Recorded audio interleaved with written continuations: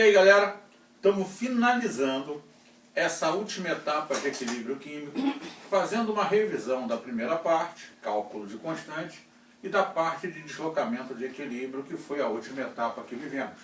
Então vamos fazer alguns exercícios aí. Lembra que quando você trabalha deslocamento de equilíbrio, você trabalha sempre com uma reação reversível, onde você tem o sentido 1, que é o para a direita, o sentido 2, que é o para a esquerda. Quando você pensa em deslocamento de equilíbrio, você vai ter que se basear nos 3 fatores que alteram esse equilíbrio: concentração, pressão e temperatura. Lembra que você sempre ou aumenta ou diminui. Então, quando ele botou aqui ΔH menor que zero, ele está dando sinal negativo para esse ΔH. Logo, ele está me dizendo que essa reação é équiso. Mas quem é équiso? O sentido 1. Porque o ΔH que é dado é sempre do sentido 1. Então, o sentido 2 é endo. O que interessa a ele? Se esse equilíbrio vai ser deslocado para a direita. Ou seja, ele quer favorecer o sentido 1. Se ele quer favorecer o sentido 1, e ele é équiso, você vai ter que diminuir a temperatura. Porque aumentar a temperatura favorece o endo, não serve. Como não tem diminuir a temperatura, não é a temperatura que eu estou buscando. Pressão, Edson. Olha que coisa interessante. Coeficiente 1, coeficiente 1. Então, do lado do reagente, eu tenho o equivalente a 2 volumes. Do lado do produto, eu tenho 2 volumes. O que acontece se dos dois lados eu tenho a mesma quantidade em termos de volume? A pressão não interfere. Pressão só interfere se tivesse contração ou expansão do volume. Então, nem aumentar nem diminuir a pressão funciona aqui. E se eu quisesse por eliminação, lembra que catalisador não altera o equilíbrio químico. Então a única coisa que deve ser resposta aqui é a letra C. Até porque remover significa diminuir a concentração de AB. E se eu diminuir a quantidade de AB, eu vou deslocar o equilíbrio para esse lado para compensar a perda do AB. Então, com certeza, a letra C é a única possibilidade que faz com que o equilíbrio seja deslocado para a direita. Aqui embaixo, ele meteu agora livre para você 2 ações que aumentem a produção do SO3. Ora, se eu quero aumentar a produção do SO3, eu quero favorecer o sentido 1. Eu quero que essa reação se desloque no sentido de produzir mais SO3. Essa é a ideia. Então o que eu posso fazer? Posso aumentar a concentração desses reagentes. Isso desloca para cá. Então se eu pegar a quantidade de SO2 ou a quantidade de O2 e aumentar, isso desloca o equilíbrio para cá. Eu posso diminuir a concentração de SO3 conforme eu for produzindo. Se eu diminuir a quantidade de SO3, for removendo o SO3, eu também desloco para cá. Vamos pensar em termos de pressão. Desse lado, eu tenho o equivalente a 3 volumes, 1 mais 2, 3. Desse lado, eu tenho o equivalente a 2 volumes. Como me interessa favorecer o sentido 1, o sentido 1 é de 3 para 2, é a contração do volume. E eu só favoreço a contração do volume se eu aumentar a pressão. Então poderia ser resposta ao aumento da pressão. Como ele só quer 2, já bastaria por aí a resposta. Mas vamos pensar na temperatura. Se o ΔH que ele deu é negativo, isso caracteriza uma reação exo. Então ele está me dizendo que o sentido 1 é exo. Se o sentido 1, que é o que eu quero, é exo, eu só favoreço a reação no sentido exo se eu diminuir a temperatura. Então, qualquer dois desses 4 fatores fariam com que eu deslocasse a reação no sentido 1, que é o que eu queria. Vamos olhar esse terceiro. É mais ou menos essa ideia. Ou ele me deixa livre para fazer as ações, ou ele determina o que ele quer fazer para ver o que eu vou fazer aqui em cima. Aqui, por exemplo, análise inicial. Toda reação tem o sentido 1 e o sentido 2. Ou você desloca para a direita, ou você desloca para a esquerda. O sentido 1 é sempre para a direita. O sentido 2 é sempre para a esquerda. Então o que ele vai fazer agora? Ele vai mexer com alguma das perturbações, ações ou forças externas. Então vamos lá.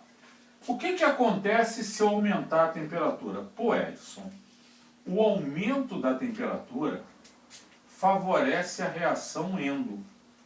E quem é endo aqui? Vamos ver. O ΔH negativo caracteriza uma reação exo. Então ele está me dizendo que o 1 é exo e que o 2 é endo. Como aumentar a temperatura favorece a endo, favorece o sentido 2. Se vai deslocar no sentido 2, eu vou consumir SO2. Então, como aqui desloca no sentido 2, a concentração de SO2 vai diminuir, que é o que ele perguntou, se a concentração do SO2 aumenta ou diminui. Vamos olhar o segundo caso. Pô, Edson, ele mexe com pressão. Legal. Quando eu penso em pressão, desse lado eu tenho 5 volumes ocupados. 2 mais 3, 5. Desse lado, eu tenho 4 volumes ocupados. Se eu aumentar a pressão, eu vou fazer a contração do volume. E, portanto, eu vou fazer o deslocamento no sentido 1, porque daqui vai de 5 para 4. E se eu vou deslocar no sentido 1, eu vou produzir mais SO2. Então, a concentração do SO2 vai aumentar. Na letra B, ela aumenta. Se adicionar um catalisador... Edson, um catalisador não altera o equilíbrio. Se não altera o equilíbrio, a concentração de SO2 vai continuar sendo a mesma. Nem aumenta, nem diminui. Já que o foco é avaliar a concentração de SO2. E, finalmente, se eu retirar O2. Ora, se eu diminuir a quantidade de O2 que está desse lado, eu vou deslocar no sentido de produzir mais O2. Então, eu vou deslocar o equilíbrio no sentido 2. E se eu deslocar no sentido 2, eu vou gastar o SO2. Então, a concentração de SO2 agora vai diminuir. Era isso que ele queria que você analisasse. Em função do deslocamento do equilíbrio, se você aumenta ou diminui a concentração de SO2. Tudo que desloca no sentido que está o SO2 aumenta. Tudo que desloca no sentido oposto diminui. Essa é a ideia. Finalmente, ele volta lá no cálculo da concentração, onde, se eu me baseio na reação, o Kc é sempre a concentração do produto, que aqui é o CO2, elevado ao quadrado, sobre a concentração do CO, também ao quadrado, vezes a concentração do O2. Nesse exercício, ele já me diz qual é o valor das concentrações no equilíbrio. Então é uma substituição. Se a concentração de CO2 é 8 e tá ao quadrado, a concentração de CO é 2 e também está ao quadrado, e a concentração de O2 é 4. 8 ao quadrado, 64. 4 vezes 4, 16. KC passou a ser 4. Beleza? Não tem muito mistério não. Depois que você pega o jeito, a coisa vai andando devagarzinho, sempre numa linha modular. Ele aqui mistura um pouco de orgânica com a fisicoquímica. Isso é muito comum em provas, principalmente em concursos. Eu vou começar pela letra C, que pede o nome dos compostos orgânicos. C dupla OH é uma carboxila, o que caracteriza a função ácida. E como tal, se tem 2 carbonos, é chamado de ácido etanóico, vulgarmente conhecido como ácido acético ou vinagre em solução. 2 carbonos com o grupo OH, isso caracteriza a função álcool. E na função álcool é o nome do hidrocarboneto, 2 carbonos etano, com a terminação ol, etanol. C dupla OO caracteriza a função éster, por ter um radical orgânico derivado do álcool desse lado. No éster, você usa a terminação ato ao lado que deriva do ácido. Como são 2 carbonos, etano, ato. A preposição 2, de, e o nome do radical, como é 2 carbonos, etil ou etilo. Então a letra C foi o que eu fiz de preto, a nomenclatura orgânica. Porque eu estou reproduzindo a questão original do concurso que pedia uma mistura de funções, de assuntos. O que acontece com o equilíbrio se adicionarmos um agente desidratante? Qual é a função de um agente desidratante? Desidratar. E o que é desidratar? Retirar água. Então, se esse agente retira a água, a concentração da substância água vai diminuir. Se a concentração da substância água diminui desse lado, eu vou reagir com maior intensidade no sentido 1 para compensar a perda da água. Então o equilíbrio vai se deslocar no sentido 1 ou para a direita. Agora ele me pergunta, e se aumentar a temperatura, Edson? Bom, vamos lá.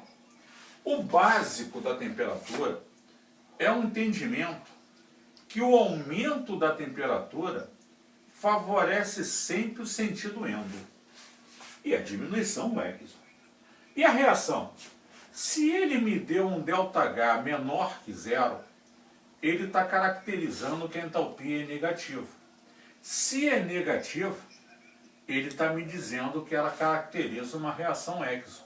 A entalpia positiva é endo e a negativa é exo. Então ele está me dizendo que o sentido 1 é o exo e o sentido 2 é o endo. Se aumentar a temperatura é o endo, então vai deslocar o equilíbrio no sentido 2. É o que vai acontecer aqui. Desloca o equilíbrio no sentido 2. Agora ele quer adicionar mais éster. Então ele vai aumentar a concentração do éster. Ora, o éster está aqui.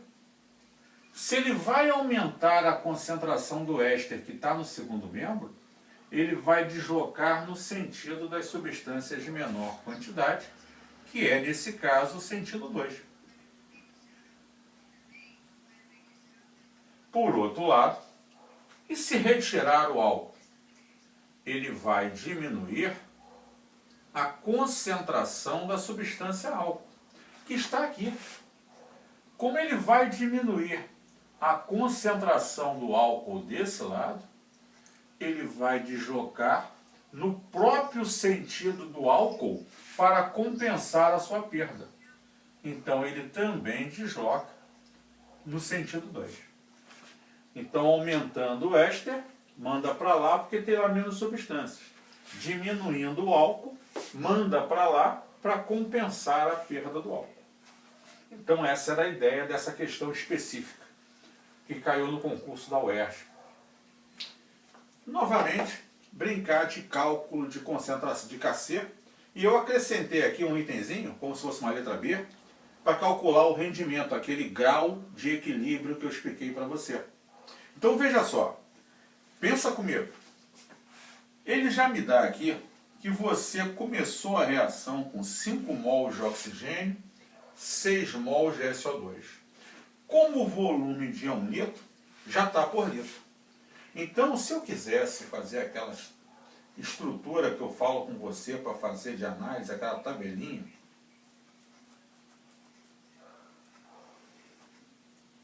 o que aconteceu no início? Pô, Edson, no início, ele disse que colocou 6 mols em 1 litro desse, 5 mols em 1 litro desse. E é claro, se está no início, não tem nada do SO3. Para andar rápido, quando atinge o equilíbrio, o que aconteceu? Ele produziu 4 mols por litro desse. Pô, Edson, se tem que ser estequiométrico, a reação aqui está numa proporção de 2 para 2. 3 para 3, 4 para 4. O que eu produzo aqui, 4 mols, se é 2 para 2, eu gasto aqui. Se eu tinha 6 e gastei 4, restou 2 mols por litro.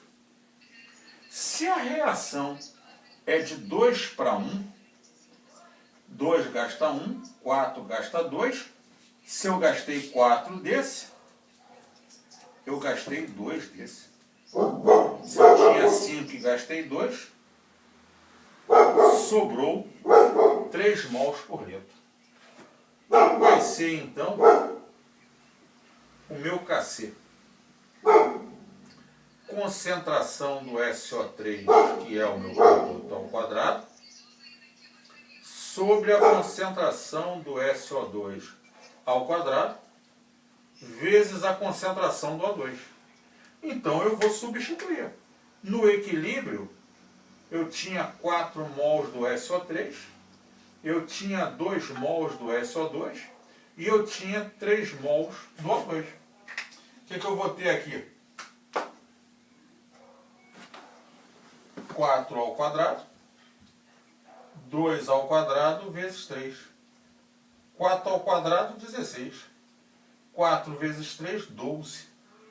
16 por 12, 8 por 6, 4 por 3.